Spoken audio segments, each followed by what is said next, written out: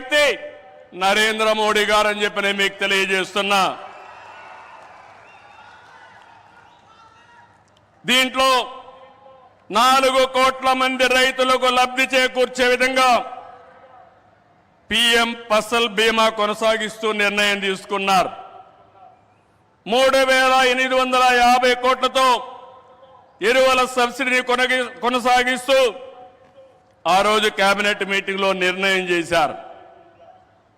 ఇదే కాకుండా ఈరోజు మనం చూస్తే పేదల కోసం సీఎం సూర్యఘర్, కుసుమ్ వంటి కార్యక్రమాలు తీసుకుని ఎక్కడికక్కడ మన ఇంటిపైనే కరెంటు ఉత్పత్తి చేయడం, మన పొలంలోనే కరెంటు ఉత్పత్తి చేసుకుని భవిష్యత్తులో కరెంటు ఛార్జీల భారం లేకుండా పేదలకు అండగా నిలిచారు.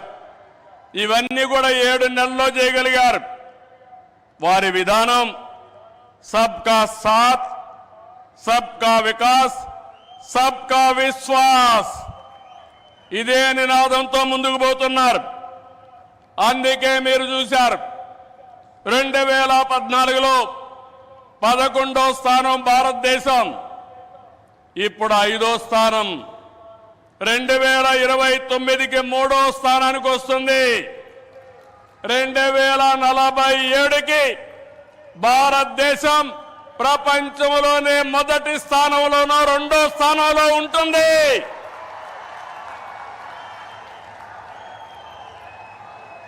ఇది ఏరేవాడకు సాధ్యం కాదు, ఒక్క నరేంద్ర మోడీ గారికే సాధ్యం. మన రాష్ట్రానికి వస్తే విభజన జరిగినప్పుడు ఆంధ్రప్రదేశ్కి న్యాయం జరగలేదని చెప్పి మొదటిసారి న్యాయం చేయమని చెప్పిన వ్యక్తి మన ప్రధాని నరేంద్ర మోడీ గారు. విభజన జరిగిన తర్వాత పోలవరం ప్రాజెక్టు కోసం ఇది పూర్తి కావాలంటే 7 మండలాలు ఆంధ్రప్రదేశ్కి ఇవ్వాలని 7 మండలాలు